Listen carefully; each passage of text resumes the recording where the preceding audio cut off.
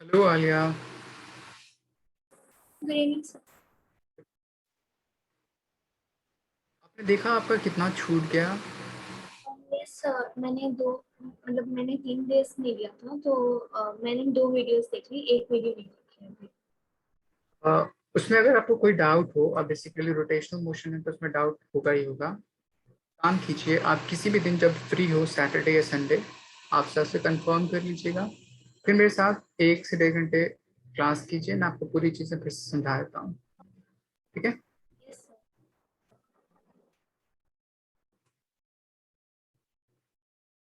Okay, बस शुरू करते हैं थोड़ी देर में। ठीक है।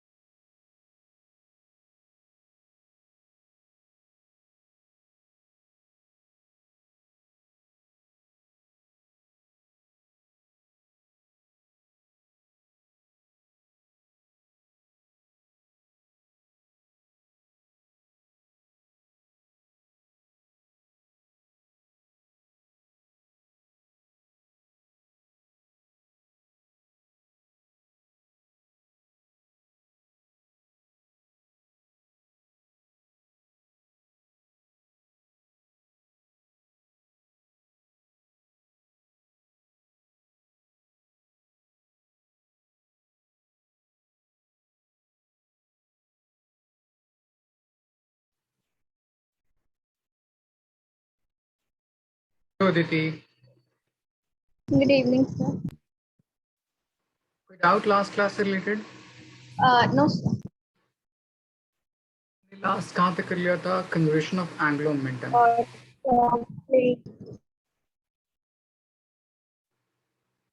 और एक नेक्स्ट टर्म डिफाइन किया जाता है।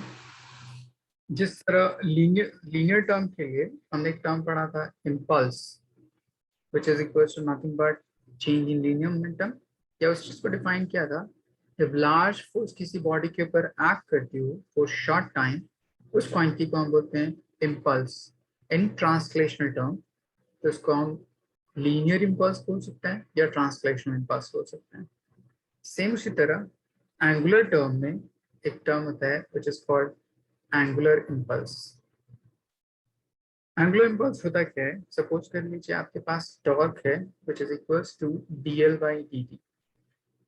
जिस तरह मेरे पास फोर्स होता है dp बाई dt, सेम उसी तरह टॉर्क यहाँ पर डिफाइन करता है। तो इसको क्रॉस मल्टीप्लिकेशन कीजिएगा तो tau into d t is equals to d l. तो यहाँ पे हम डिफाइन करते हैं F into d t is equals to d. इस क्वांटिटी को हम बोलते हैं when a large force acting on a body for short time, तब इस क्वांटिटी को इम्पल्स बोलते हैं। सिमिलर यहाँ पे बोलूंगा, जब कोई लार्ज टॉर्क एक्ट करे किसी पर्टिकुलर बॉडी पे फॉर वेरी शॉर्ट टाइम, तब इस क्वांटिटी को हम बोलते हैं एंगुलर इम्पल्स, और it is denoted by J. समझ आया? तो अगर यस। इसको कैलकुलेट करना हो तो आप सिंपली इसको इंटीग्रेट कर दीजिए। इंटीग्रेट कर दीजिए तो इसको हम ऐसे भी लिख सकते हैं, angular momentum final minus angular momentum initial is equals to angular impulse J. तो अगर आप इसकी यूनिट लिखिए तो ऐसा यूनिट है। इस टॉर्क की यूनिट होती है न्यूटन मीटर एंड टाइम की यूनिट होती है सेकेंड। तो आप इसको लिख सकते हैं न्यूटन मीटर एंड सेकेंड, इस तरह से। आगे कोई डाउट? ओके, ये सिंपली एक टर्म है जो लीनियर टर्म को एंगुलर टर्म रिलेट करने के लिए, इसके अलावा और कुछ भी नहीं। तो इतना तक हमारे पास एंगुलर मोमेंटम एंड सबकी प्रॉपर्टी थी इसके बेस पे। नेक्स्ट हम डिफाइन करते हैं हम लोग रोलिंग मोशन।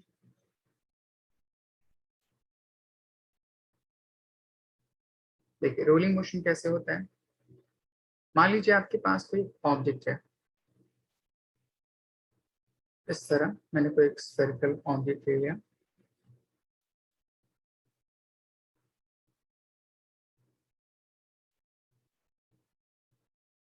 इस तरह। अब अगर मैं इस ऑब्जेक्ट के ऊपर मैं फोर्स देखूं, ये सारे किसी एक पर्टिकुलर सरफेस में होंगे कुछ इस तरह।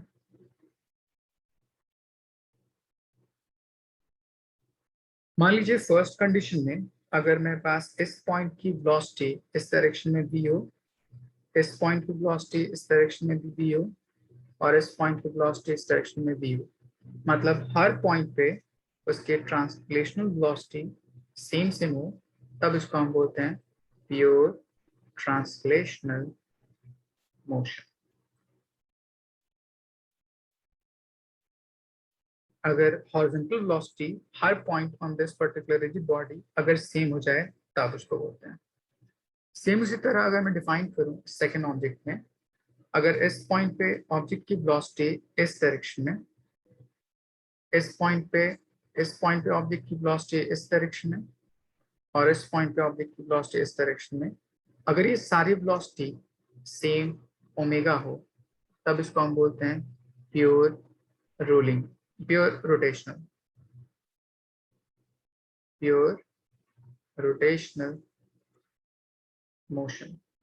मतलब अपने ओन एक्सिस के ऊपर ये क्या करना शुरू कर देगा, स्पिन करना शुरू कर देगा अपने ओन एक्सिस के ऊपर, इस तरह, ना आगे मूवमेंट ना पीछे मूवमेंट, इस तरह से। अब मुझे क्या करना है, उन दोनों मोशन को कंबाइन करना है। देखिए क्या क्या हो सकता है। इस पॉइंट पे ऑब्जेक्ट के पास एक ट्रांसलेशनल वेलोसिटी है इस डायरेक्शन में, तो इसको मैंने कहा v। इस पॉइंट पे ऑब्जेक्ट के पास ट्रांसलेशनल वेलोसिटी v, और इस सेंट्रल मोस्ट पॉइंट पे ऑब्जेक्ट के पास ट्रांसलेशनल वेलोसिटी v। दूसरा, उसी पॉइंट पे अगर मैं रोटेशनल टर्म देखूं, तो यहाँ पे एक रोटेशनल वेलोसिटी है यहाँ से यहाँ तक, तो ओमेगा। अगर उसको लीनियर टर्म में कन्वर्ट करूं तो आर ओमेगा लिख सकते हैं। यहाँ पे उसके पास रोटेशनल टर्म यहाँ से यहाँ तक, तो उसको बोल सकते हैं r omega. Central most point पे आर की वैल्यू 0 होगी, इसलिए वहां पे कोई रोटेशन पॉसिबल नहीं होता। जैसे जैसे मैं सेंटर से दूर जाऊंगा वैसे वैसे रेडियस की वैल्यू चेंज होती जाएगी, लीनियर वेलोसिटी की वैल्यू चेंज करती जाती है, बट एंगुलर वेलोसिटी फिक्स रहती है। तो यहाँ पे दो अलग अलग पॉइंट पे दो अलग अलग तरह की वेलोसिटी है। अगर मैं बॉटम पॉइंट पे देखूं तो ये दोनों वेलोसिटी डिफरेंट डायरेक्शन में। तो यहाँ पे अगर मैं नेट वेलोसिटी की वैल्यू कितनी बोलूँ, v माइनस आर ओमेगा, तब इसकी बेस पे तीन कंडीशन हो सकती है। या तो ये बड़ी होगी इससे, या तो ये बराबर होगी इसके, या ये तो छोटी हो सकती है इससे। तो तीन कंडीशन कौन कौन सी। पहला, अगर v greater than r omega हो जाए, या v less than r omega हो जाए, या दूसरा v is equal to r omega हो जाए। ये तीन कंडीशन पॉसिबल है। Yes sir. अगर मेरे पास लीनियर वेलोसिटी और एंगुलर वेलोसिटी दोनों आपस में इक्वल हो जाए, तो net velocity at its bottom कितना हो जाएगा, 0 हो जाएगा। तब इस पर्टिकुलर कंडीशन को हम प्योर रोलिंग बोलते हैं। प्योर रोलिंग तब जब translational term and rotational term दोनों सेम इंपैक्ट शो करता हो, तब उसको प्योर रोलिंग बोलते हैं। इस टर्म को हम बोलते हैं रोलिंग विद स्लिपिंग, एंड इस टर्म को भी हम बोलते हैं rolling with slipping. Rolling with slipping, and इसको भी बोलते हैं रोलिंग विद स्लिपिंग। अब ये स्लिपिंग किस डायरेक्शन में करेगा वो उसकी वेलोसिटी पे डिपेंड करेगा। जैसे देखिए यहाँ पे v की वैल्यू r ओमेगा से ज्यादा है, मतलब ये हॉरिजॉन्टली शिफ्ट ज्यादा करेगा एज कंपेयर टू रोटेट करने से, तो स्किड करता जाएगा आगे की तरफ। दूसरा, अगर r ओमेगा ज्यादा स्पिन कर रहा है as compare to its linear velocity, मतलब अपने एक्सिस पे स्किड करेगा ज्यादा as compare to its movement करने के। आई बात समझ? यस। तब इस कंडीशन को जब अपने एक्सिस पे स्पिन ज्यादा करती हो, वो बॉडी स्किड कम करती हो, तो उसको हम बोलते हैं फॉरवर्ड स्लिपिंग। एंड अगर ट्रांसलेशनल टर्म ज्यादा हो एंड रोटेशनल टर्म कम हो, तो उसको हम बोलते हैं बैकवर्ड स्लिपिंग। आई बात समझ? यस। आलिया, कोई डाउट? So, तब इसके बेस पे अगर मैं दोनों कंबाइन करके नेट इम्पैक्ट देखूं उस पर्टिकुलर रिजिड बॉडी में, प्योर रोलिंग में कितनी वेलोसिटी कहाँ पे हो सकती है, तब देखिए यहाँ पे किसी भी पॉइंट पे कैलकुलेट करना हो उस पर्टिकुलर ऑब्जेक्ट के लिए, जैसे अगर मुझे टॉप मोस्ट पॉइंट पे देखना है, तो एक वेलोसिटी होगी v और एक वेलोसिटी होगी उसके रोटेशन करने की वजह से r ओमेगा। ये दोनों आपस में इक्वल है, तो उसको भी मैं v बोल सकता हूँ। इसलिए in total net velocity at it Heights point कितना हो जाएगा, 2v। उसी तरह बॉटम मोस्ट पॉइंट पे नेट वेलोसिटी की वैल्यू कितनी हो जाएगी, 0।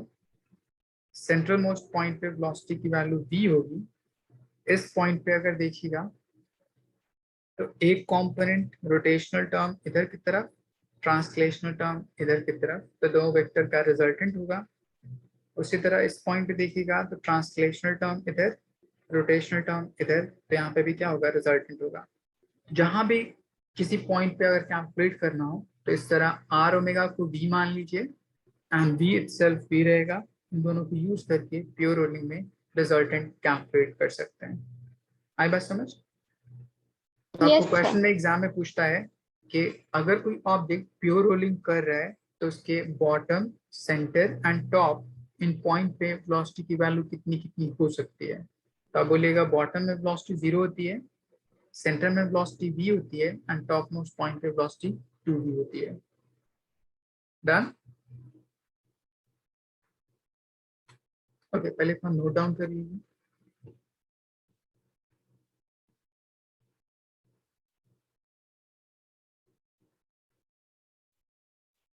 ये मैंने उल्टा लिख दिया, ये बैकवर्ड होगा, ये फॉरवर्ड होगा।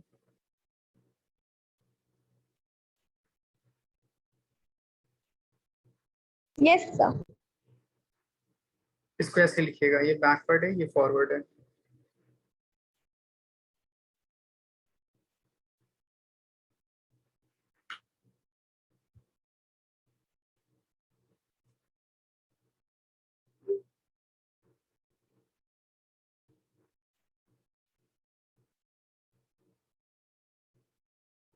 Yes, sir. आलिया, आपने लिख दिया? ओके, तो इस तरह से हम रोलिंग डिफाइन कर सकते हैं उस पर्टिकुलर बॉडी के लिए।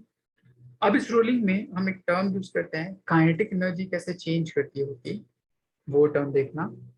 उसको डिफाइन करने के लिए पहले एक टर्म समझिए, रेडियस ऑफ गायरेशन कहते हैं इस पर।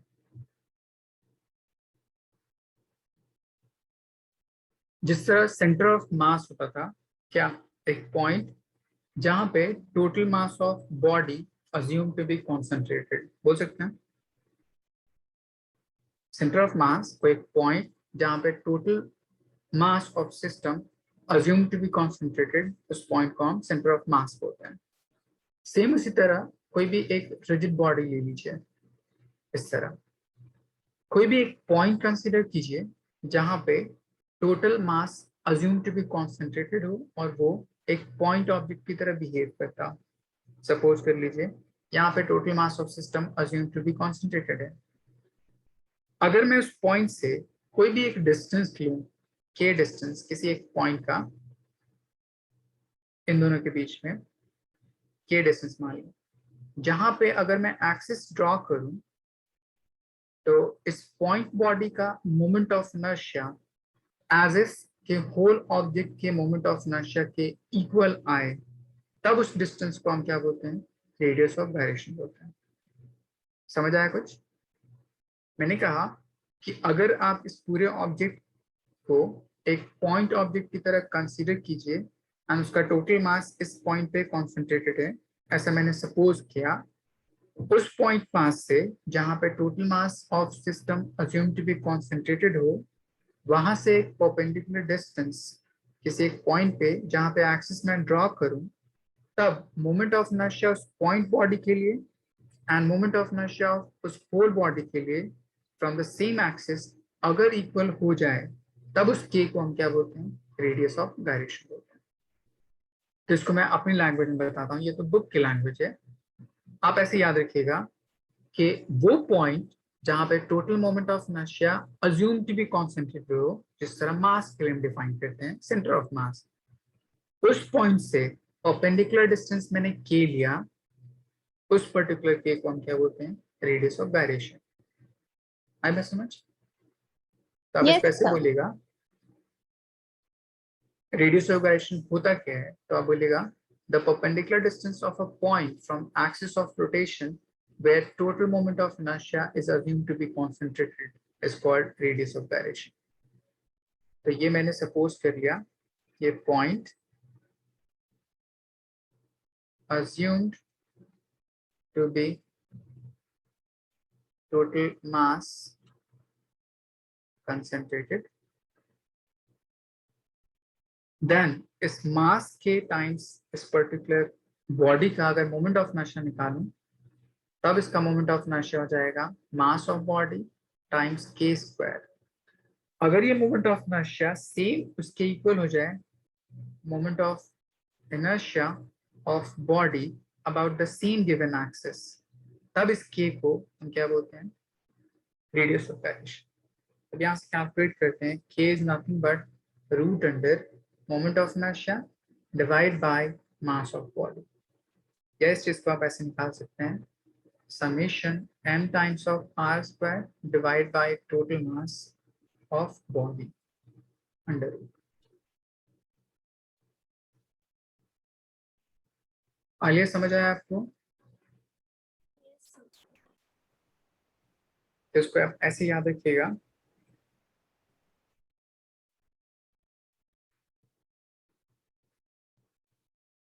the perpendicular distance of a point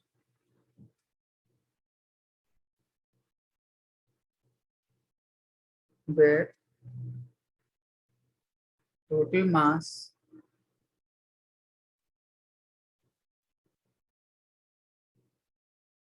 is assumed to be concentrated,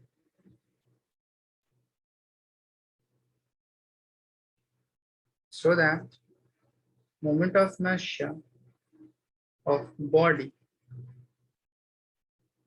would equals to moment of inertia of point from same axis. Then perpendicular distance is called radius of gyration. तो in short आप ये बोलिएगा, किसी भी object का अगर radius of gyration निकालना है, उसके मोमेंट ऑफ इनर्शिया के साथ एम के स्क्वायर को इक्वेट कर दीजिए, के की जो वैल्यू आएगी वो रेडियस ऑफ गायरेशन बता देगा। अब उस रेडियस ऑफ गायरेशन के बेस पे हम एक टर्म डिफाइन करते हैं, उसको बोलते हैं गायरेशन रेशियो। गायरेशन रेशियो इसको डिनोट करते हैं हम लोग बीटा से, beta which is equals to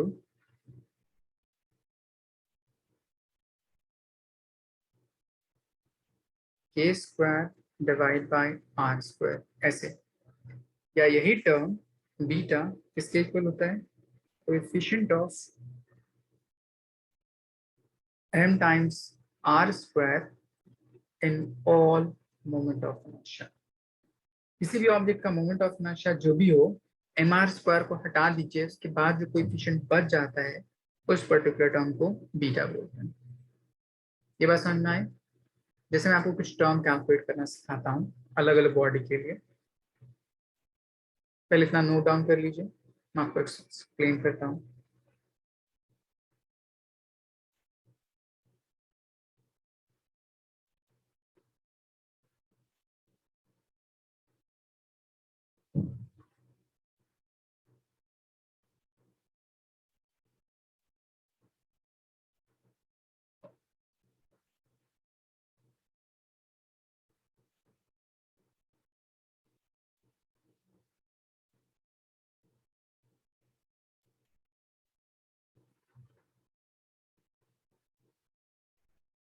Yes, sir.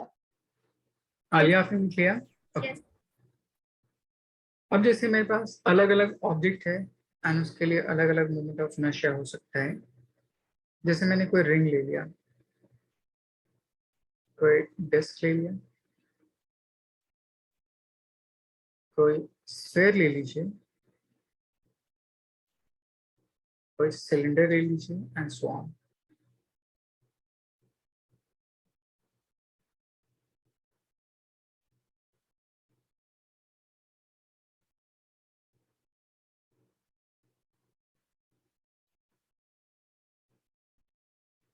पहले मेरे पास ये रिंग है। अगर इस रिंग के लिए एक्सिस ड्रॉ कीजिए यहाँ से यहाँ तक, इस डिस्क के लिए एक्सिस ड्रॉ कीजिए यहाँ से यहाँ तक, और इसके लिए भी एक्सिस ड्रॉ कर दीजिए यहाँ से यहाँ तक। इन तीनों के लिए अगर मैं मोमेंट ऑफ इनर्शिया लिखूं तो इसके लिए मोमेंट ऑफ इनर्शिया होता है m टाइम्स r स्क्वायर, इसके लिए मोमेंट ऑफ इनर्शिया होता है mr स्क्वायर बाई 2, इसके लिए मोमेंट ऑफ इनर्शिया होता है 2/5 टाइम्स ऑफ mr स्क्वायर। अगर आपको रेडियस ऑफ गायरेशन निकालना है k, तो k कुछ भी नहीं होता, उस मोमेंट ऑफ इनर्शिया को m के स्क्वायर के साथ इक्वेट कर दीजिए। तो k की वैल्यू यहाँ पे किसके इक्वल हो जाएगी? r के इक्वल। यहाँ पे किसके इक्वल हो जाएगी? r/√2 के इक्वल। यहाँ पे किसके इक्वल हो जाएगी? 2 टाइम्स r√2। मतलब मास को हटाकर जो बचा उसका अंडर रूट ले लीजिए, उसको k बोलते हैं। बीटा किसको बोलते हैं? k²/r² या कोएफिशिएंट ऑफ mr²। तो यहाँ पे देखिए mr², उसके साथ कुछ भी नहीं तो क्या बचेगा? 1। यहाँ पे mr² को हटा दीजिए तो बच क्या जाएगा? 1/2। यहाँ पे mr² को हटा दीजिए तो बच क्या जाएगा? 2/5। तो इसी तरह से आप गायरेशन रेशियो निकाल सकते हैं एंड रेडियस ऑफ गायरेशन निकाल सकते हैं। यहाँ तक कोई डाउट? No, sir. और इसको अगर समझ आ गया कि कैसे कैसे कैलकुलेट करते हैं तो मैं इसको बेस पे आपको कुछ प्रॉब्लम सिखाता हूँ, सॉल्व करना बताता हूँ रोलिंग मोशन बेस पे। पहले इसको नोट डाउन कर लीजिए।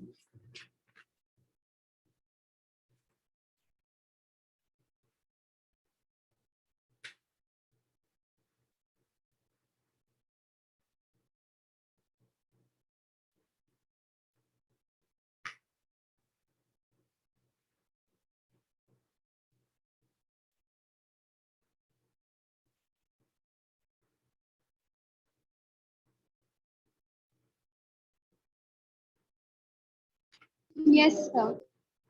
Yes, sir. सबसे फर्स्ट होता है इसमें kinetic energy of rolling body. किसी भी रोलिंग बॉडी में दो तरह की मोशन हो सकती है, एक ट्रांसलेशनल और एक rotational. Kinetic energy rolling is equals to kinetic energy translational plus kinetic energy rotational, ऐसे बोल सकते हैं। तब वो रोलिंग काइनेटिक एनर्जी डिफाइन करेगा। ट्रांसलेशनल का मतलब हाफ mv², रोटेशनल टर्म में m को हम I बोलते हैं एंड वेलोसिटी को ओमेगा बोलते हैं। तो मैं इसको लिख सकता हूँ हाफ I ω²।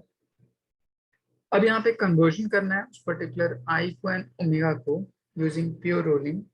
तो I को हम लिख सकते हैं मास of body times k², where k is radius of gyration। Omega को लिख सकता हूँ velocity divide by r²। r मतलब रेडियस ऑफ ऑब्जेक्ट, क्योंकि हमने पीछे पढ़ा था रोलिंग मोशन के लिए v is equal to r omega, इसीलिए omega is equal to v by r। इस तरह अब इन दोनों टर्म को ऊपर वाले इक्वेशन पुट कर दीजिए, तब ये टर्म कुछ ऐसा आ जाएगा, kinetic energy rolling is equals to half m v square plus half I is moment of inertia, which is equals to mk square, and omega is nothing but v over r square. Done? Yes, sir. दोनों में कुछ common दिख रहा है क्या? मैं half M V square common करूं तो यहाँ पे क्या बचेगा 1, यहाँ पे क्या बचेगा k square by r square, ऐसा कुछ बचेगा। Yes, sir. इसी पर्टिकुलर टर्म को अगर आप यहाँ से देखिए k square upon r square को, तो बीटा बोलते हैं। आई बात समझ? तो beta is nothing but k square divide bye r square किसी भी टर्म में, मैंने शायद पीछे लिखा था, यहाँ पे देखिए। तो इसी टर्म को अगर मैं बोल दूं बीटा, तो ये पूरी वैल्यू हो जाएगी half M V square 1 plus beta is equals to total rolling kinetic energy. अब अगर आपको ये समझ आ गया तो इस पे बेस्ड नीट के बहुत सारे प्रॉब्लम डायरेक्ट सॉल्व कर सकती हैं। कैसे? इस पे बेस्ड एक रिलेशन पूछा जाता है। आपके पास ये जो टोटल काइनेटिक एनर्जी रूलिंग आई है, इसके पास दो तरह की एनर्जी होगी, एक किसकी वजह से, ट्रांसलेशनल पार्ट की वजह से, और एक किसकी वजह से, रोटेशनल पार्ट की वजह से। तो आप लिखिएगा total kinetic energy rolling is equals to half M V square bracket 1 plus beta. इसको मैं दो पार्ट में कन्वर्ट कर रहा हूँ। एक पार्ट कैलकुलेट करना fractional translational energy in this whole part, तो इसको लिखते हैं translational energy divide by total rolling energy, which is equals to translational energy half mv square and total energy मेरे पास इतना पार्ट, जब दोनों को डिवाइड कीजिएगा तो आपके पास बच जाएगा 1 बाई 1 प्लस बीटा, इतना बच जाएगा। सिमिलरली अगर आप सेकेंड पार्ट को सॉल्व कीजिए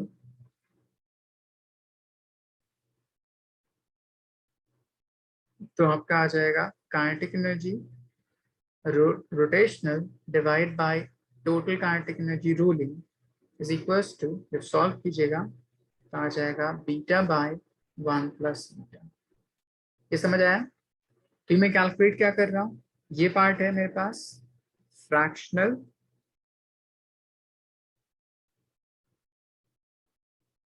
ट्रांसलेशनल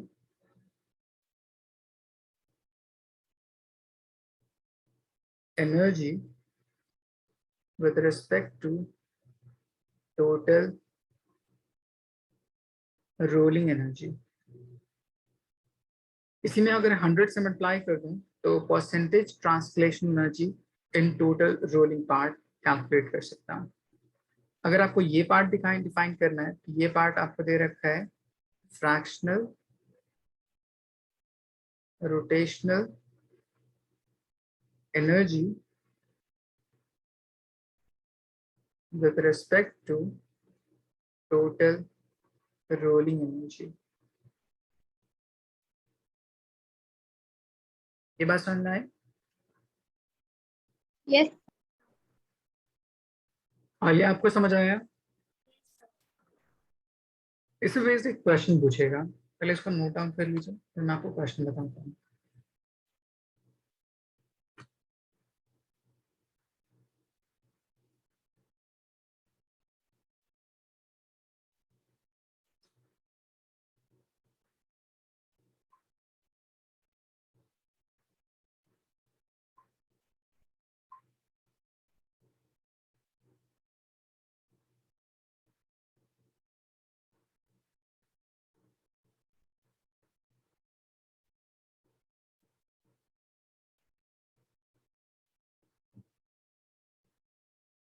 Yes, sir.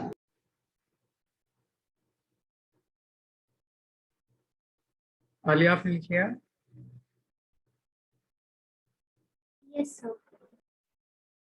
इस वजह से क्वेश्चन पूछता है, कहता है फाइंड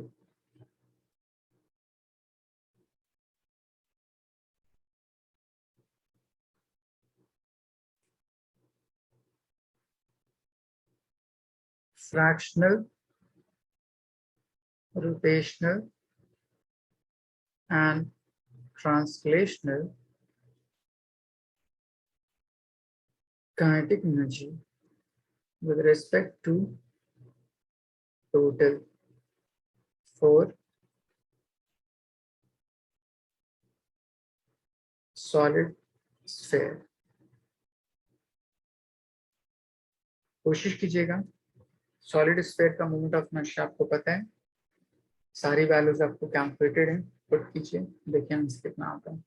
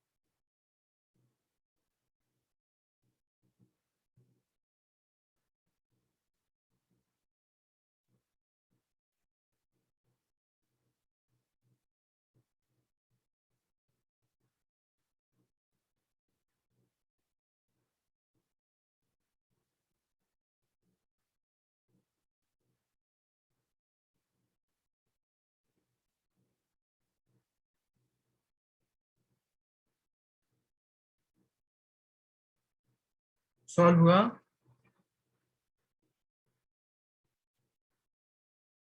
देखिए सबसे पहले आप क्या बोलेगा, half M square plus 1 plus beta वाला ही फॉर्मूला डालना है। आपको ये फॉर्मूला अप्लाई करना है, ये देखिए मैं बताता हूँ पहले कैसे सॉल्व करिएगा। Moment of inertia solid sphere के लिए कितना होता है, 2/5 टाइम्स ऑफ mr²। यहाँ पे जो कोएफिशिएंट है उसको हम बीटा बोलते हैं, तो बीटा की वैल्यू कितनी हो जाएगी, 2/5। आपको कैलकुलेट करना है rotational energy and translation energy का फ्रैक्शन टोटल के रिस्पेक्ट में कितना है, तो उसके लिए आपके पास पीछे फॉर्मूला दे रखा है, बीटा की वैल्यू पुट कीजिए, सॉल्व हो जाएगा।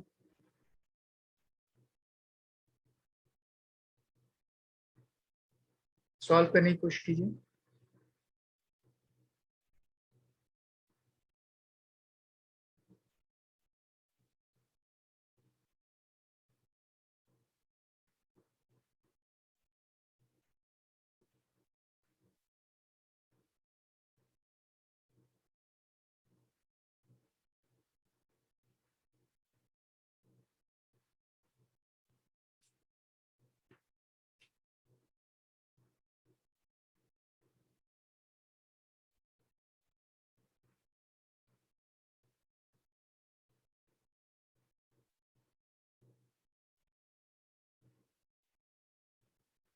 So 5/7 and 2/7.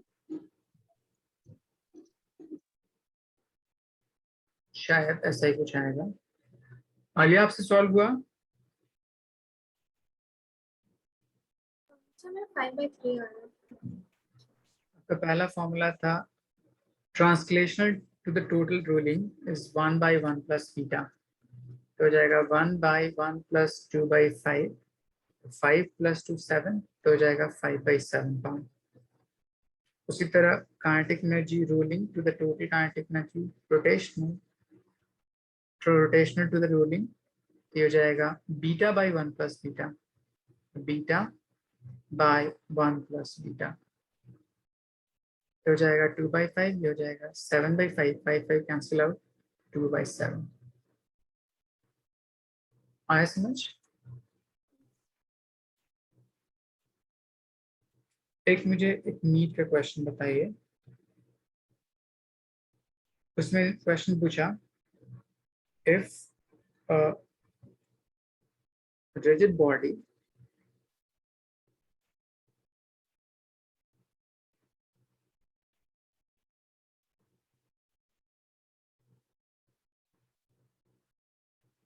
rigid body have 60%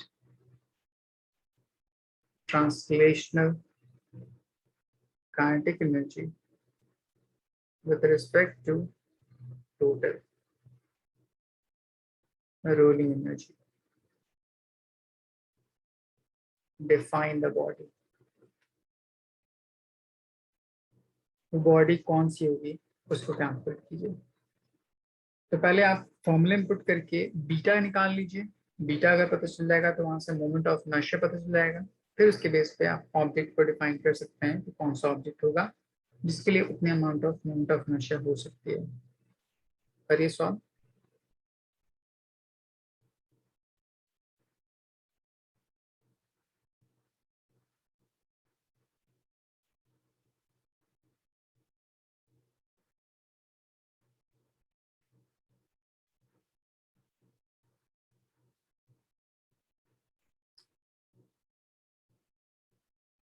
Sir, hollow square. Hollow square. Good.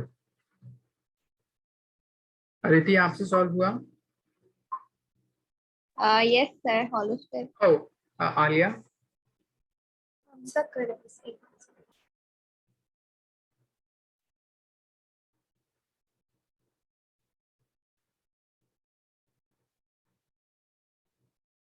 अब ये फॉर्मूला अप्लाई कीजिए, परसेंटेज में है तो उसको फ्रैक्शन में कन्वर्ट कर लीजिए, वहां से बीटा फाइंड कर लीजिए। बीटा जैसे ही सॉल्व होगा तो moment of inertia is beta times mr square, तो उसके बेस पे आप ऑब्जेक्ट डिफाइन कर सकते हैं।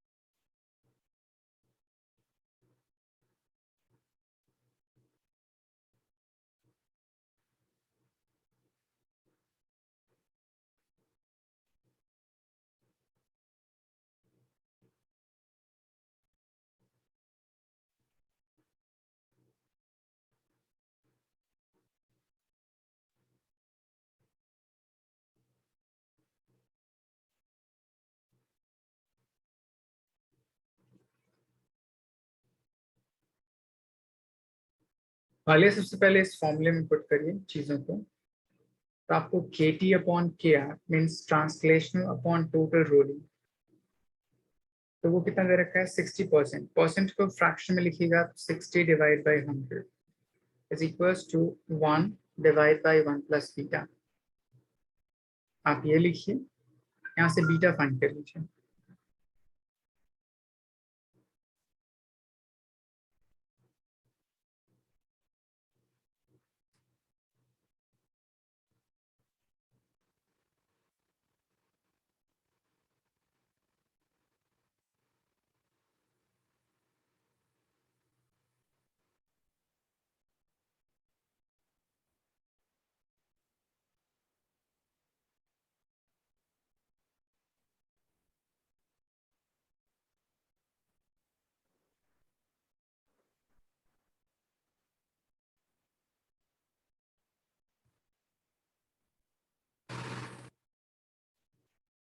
जीरो जीरो कैंसिल आउट, इसको लिख सकते हैं 2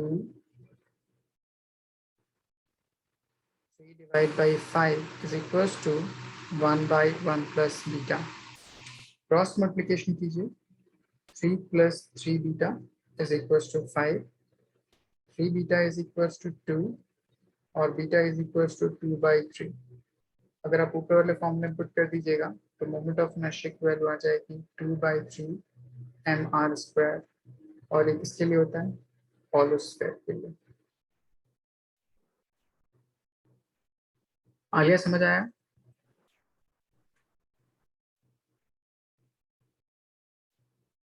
ओके तो हमने यहाँ तक डिफाइन कर लिया रोलिंग मोशन एंड रोटेशनल सारे इस तरह से। नेक्स्ट टर्म डिफाइन करते हैं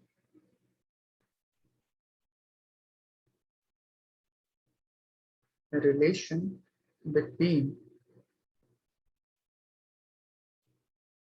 rolling kinetic energy and moment of angular momentum।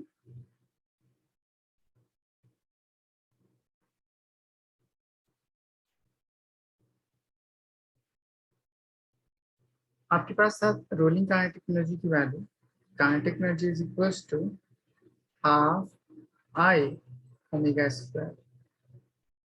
Angular momentum की वैल्यू होती है आई इंटू ओमेगा। तो यहाँ से अगर मैं ओमेगा की वैल्यू निकाल दूँ तो हो जाएगा I by L by I is equal to omega. इस वैल्यू को यहाँ पुट कर दीजिए तो हो जाएगा 1/2 आई और ये आ जाएगा L square by I square. I cancel out, so we're left with L square divided by 2 times of I is equals to kinetic energy। इस टर्म को आप दूसरे टर्म में ब्रेक कर सकते हैं। Angular momentum is equals to होता है I इंटू ओमेगा। ओमेगा की वैल्यू होती है 2 पाई इंटू फ्रीक्वेंसी या 2 पाई इंटू टी। तो इस चीज को आप लिख सकते हैं 2 pi divide by time into moment of inertia, या इसको लिख सकते हैं 2 पाई इंटू फ्रीक्वेंसी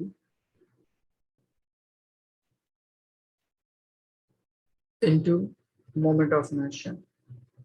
यहाँ पे एल स्क्वायर है तो एल स्क्वायर को आप एल इंटू एल लिख सकते हैं और एक एल की जगह पे आप ओमेगा लिख दीजिए। तो इसी टर्म को हम लिख सकते हैं L into omega divide by 2 and उस टर्म को पुट कर दीजिए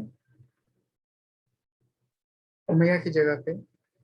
ये टर्म आ जाएगा 2 pi into frequency divide by 2, 2 cancel out, या ऐसी चीज को लिख सकते हैं 2 pi by time period upon 2, ऐसे लिख सकते हैं।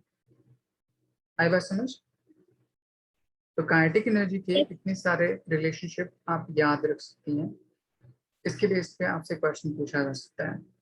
आपको बोलेगा कि अगर मेरे पास कोई बॉडी है, उसके ऑब्जेक्ट की काइनेटिक एनर्जी डबल कर दी गई, उसकी angular velocity angular frequency half कर दी गई, तो उसके एंगुलर मोमेंटम पे क्या फर्क पड़ेगा? इस तरह का रिलेशनशिप टाइम पीरियड पे क्या फर्क पड़ेगा, इसलिए ये रिलेशनशिप याद रखिएगा। ये सेम उस तरह से है जिस तरह हमने वर्क एनर्जी पावर में ट्रांसलेशनल टर्म के लिए पढ़ा था। Kinetic energy is equals to E square by 2m। उसके बेस पे आई बात समझ? Yes, sir. ओके इसको नोट डाउन कर लीजिए।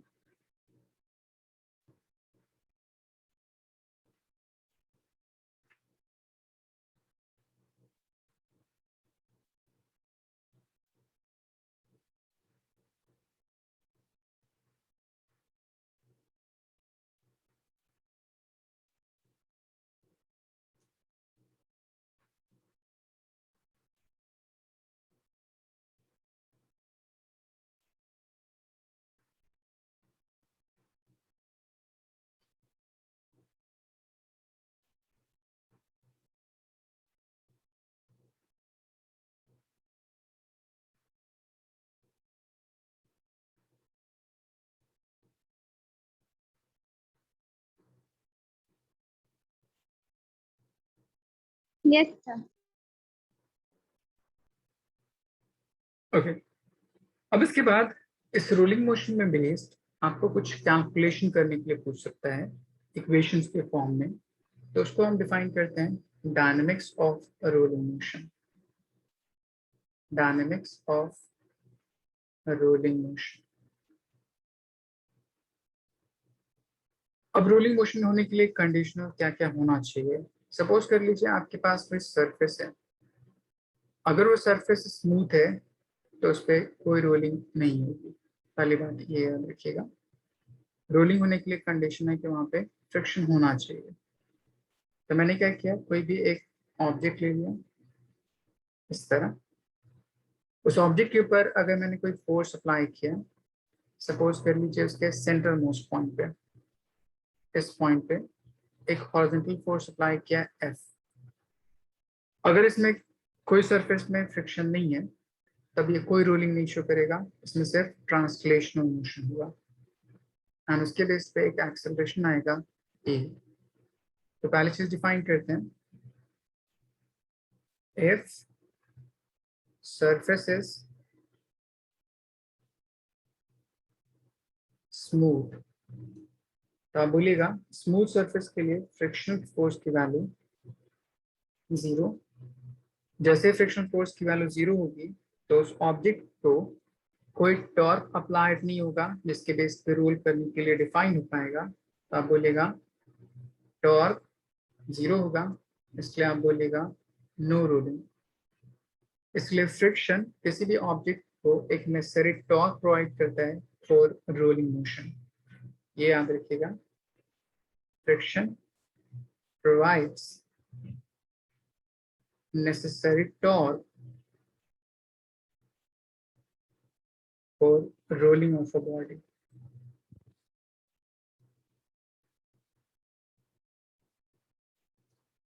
तो अभी मेरे पास कोई फ्रिक्शन नहीं, कोई रोलिंग नहीं, तो सिंपली ट्रांसलेशनल मोशन कर रहे हैं।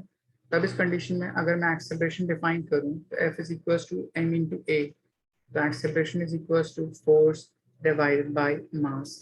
इस तरह से नॉर्मल इक्वेशन हो जाएगी। बट मान लीजिए कि अगर उसमें फ्रिक्शन होता तो क्या कंडीशन होती, तो आप बोल दीजिए next, if surface is rough. अगर सरफेस रफ है तो एक नेसेसरी टॉर्क प्रोवाइड करेगा उस बॉडी को रोटेट करने के लिए। तो मैं इस सरफेस को कैसे ड्रॉ करता हूँ आपको दिखाता हूँ। मान लीजिए आपका ये सरफेस है इस तरह, एक बार मैंने ऑब्जेक्ट यहाँ बनाया, अलग अलग चीजें कैलकुलेट करने के लिए बॉडी का अलग अलग डायग्राम में यूज कर रहा हूँ।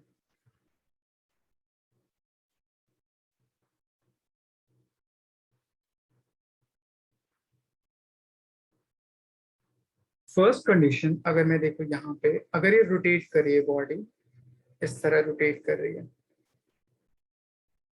तब इसमें सेंट्रल मोस्ट पॉइंट से एक रोटेशनल एक्सेलरेशन डिफाइन होगा। जिस तरह लीनियर वेलोसिटी होती है ओमेगा एंगुलर वेलोसिटी, उसी तरह लीनियर एक्सेलरेशन a तो एंगुलर एक्सेलरेशन अल्फा। तो पहली कंडीशन होगी a is equals to radius of object into angular acceleration. ये फर्स्ट कंडीशन होगी उस ऑब्जेक्ट को रोटेट करने की। नेक्स्ट, जो रोटेट करता होगा तो उसको रोटेट करने के लिए नेसेसरी फ्रिक्शन क्या प्रोवाइड करता होगा, तो आप बोलिएगा नेसेसरी टॉर्क प्रोवाइड करता होगा उस बॉडी को रोटेट करने के लिए। इस पॉइंट पे फ्रिक्शन सपोज कर लीजिए किसी इस डायरेक्शन है, इस डायरेक्शन में सेंट्रल मोस्ट पॉइंट से अगर मैं यहाँ से यहाँ तक रेडियस ले लूँ r, तो एक टॉर्क जनरेट करेगा कुछ इस तरह से। टॉर्क का फॉर्मूला होता है r परपेंडिकुलर ऑन फोर्स, तो टॉर्क जनरेट करेगा which is equals to radius of object into friction. बोल सकते हैं यस सर। यही टॉर्क किसके इक्वल होता है, moment of inertia of object into angular acceleration, ऐसे बोल सकते हैं। तो ये आपका सेकेंड इक्वेशन है। नेक्स्ट टर्म, अगर मैंने ऑब्जेक्ट के सेंटर के ऊपर फोर्स अप्लाई किया है इस डायरेक्शन में ट्रांसलेशनल मोशन करने के लिए, एंड फ्रिक्शनल फोर्स उस पर्टिकुलर बॉडी के अगेंस्ट एक्ट कर रही है इस डायरेक्शन में F, so using second law of motion हम वहां से डिफाइन कर सकते हैं net force is equals to mass times acceleration.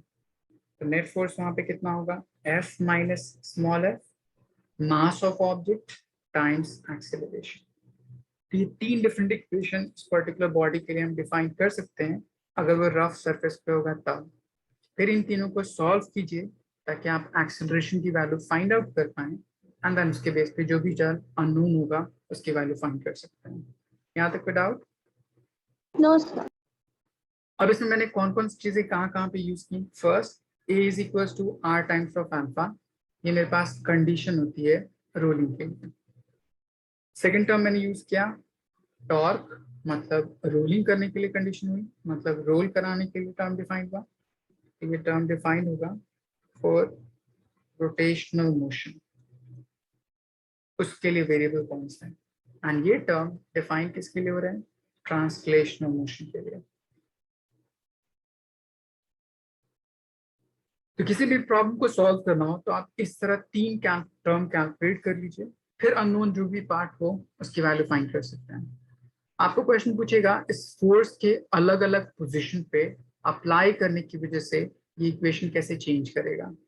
तो इक्वेशन चेंज होगा इस वाले टर्म में। देखिए यहाँ पे टर्म लिखा है ना, आर इंटू एफ। आर इसलिए लिखा मैंने क्योंकि सेंटर पॉइंट पे मैंने फोर्स अप्लाई किया था, इसलिए अगर मैं इस पर्टिकुलर पोजीशन को चेंज कर दूं तो उसके हिसाब से उसकी वैल्यू चेंज कर जाएगी। मैं आपको आगे बताऊंगा, पर इतना नोट डाउन कर लीजिए।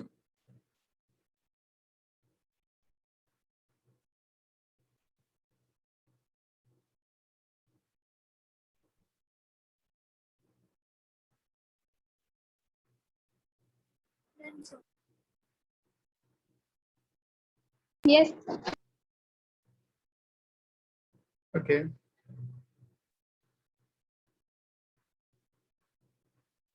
अब मैं अगर तीनों इक्वेशन को सॉल्व करूं तो सॉल्व करने के बाद आपका रिलेशन कुछ इस तरह से आता है। I is equals to A is equals to 2 times of force divided by mass of object plus moment of inertia by r square, कुछ इस तरह से आएगा। या अगर मैं फ्रिक्शन कैलकुलेट करूं उसी टर्म में तो फ्रिक्शन की वैल्यू आ जाती है मेरे पास F moment of inertia minus m times r square divide bye I plus mr square, कुछ ऐसा आता है। दोनों को सॉल्व करने के बेस पे तो आप ये रिजल्ट याद रखिएगा। आप डिराइव भी कर सकते हैं इन दोनों टर्म को यूज करके। देखिए कैसे कैसे डिराइव कीजिएगा। अब यहाँ से या तो ट्रांसलेशनल टर्म में सारी चीजों को कैलकुलेट कर लीजिए या रोटेशनल टर्म में सारी चीजों को कैलकुलेट कर लीजिए, आपकी मर्जी है। जैसे मेरे पास सेकंड इक्वेशन में दे रखा था I times of alpha is equals to R times of F, तो आप अल्फा की जगह पे पुट कर सकते थे A बाई आर, वहां से F की वैल्यू आ जाती है, उसको पुट कर देते इस इक्वेशन में। मैं आपको सॉल्व करके दिखा देता हूँ, ज्यादा बेहतर है। पहला इक्वेशन था R टाइम्स ऑफ अल्फा, तो यहाँ से alpha is equals to A by R. दूसरा इक्वेशन था I times of alpha is equals to R times of F, तो यहाँ से F की वैल्यू हो जाती I डिवाइड बाई आर और अल्फा की जगह पे A बाई आर, तो ये A स्क्वायर हो जाएगा। अब इन दोनों इक्वेशन को इस टर्म में पुट कर देते हैं F minus f is equals to M into a. तो F की वैल्यू आप ये टर्म पुट कर दीजिए तो हो जाएगा F minus I times A divide by r square is equals to M into a. इसको राइट साइड ले जाइए तो F is equals to M plus I by r square taken out common divide into a, इस तरह से हो जाएगा। अब ये पूरा मल्टीप्लाई में उससे जाएगा तो क्या होगा, डिवाइड में, तो आपके पास सॉल्व हो जाएगा कितना एक्सेलरेशन होता है। फिर इस ए की वैल्यू को अगर आप इस इक्वेशन में पुट कर दीजिएगा तो वहां से फ्रिक्शन की वैल्यू आ जाएगी। समझ आया? यस। आलिया आपको समझ आया? yes sir. अब यहाँ से कंक्लूजन कहता है, क्या कंक्लूजन? पहला, अगर मैं इस इक्वेशन में पुट करूं इस फ्रिक्शन वाले टर्म में फॉर रिंग, रिंग के लिए मोमेंट ऑफ इनर्शिया होता है mr स्क्वायर। अगर इसको आप पुट कर दीजिएगा यहाँ पे तो इन दोनों का डिफरेंस कितना हो जाएगा, 0। तो सिर्फ रिंग के लिए ये कंडीशन जो सारी चीजें पुट कर रहे थे वहां पे फ्रिक्शन 0 होगा। बाकी ऑल डिफरेंट ऑब्जेक्ट के लिए और ऑल अदर ऑब्जेक्ट, उन सब के लिए जो मोमेंट ऑफ इनर्शिया होता है उसकी वैल्यू mr² से छोटी होती है। सब के लिए, रिंग के लिए मोमेंट ऑफ इनर्शिया mr² के इक्वल होता है, बाकी सब के लिए कुछ ना कुछ कोएफिशिएंट जो कि 1 से छोटा होता है। तो अगर मैं इसमें पुट कर दूं तो वहां से फ्रिक्शन की वैल्यू कितनी आती है, नेगेटिव। इसका मतलब हमने यहाँ पे फ्रिक्शन किस डायरेक्शन में अप्लाई किया था, नेगेटिव डायरेक्शन में, और उसकी वजह से इसका साइन नेगेटिव आ रहा है। मतलब फ्रिक्शन हमेशा किसी भी रोलिंग बॉडी के लिए फॉरवर्ड डायरेक्शन में एक्ट करती है। आई बात समझ, ये याद रखिएगा। फ्रिक्शन फॉर रोलिंग बॉडी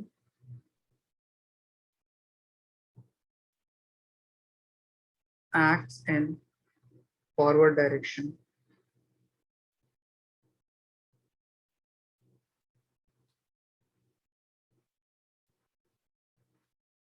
यहाँ तक कोई डाउट? नो इसको नोट डाउन कर लीजिए।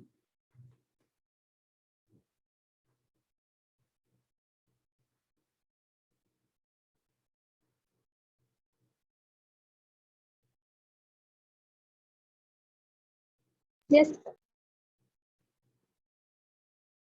Yes sir. ओके, तो यहाँ तक हमने डायनेमिक्स ऑफ रोलिंग मोशन पूरा खत्म कर लिया।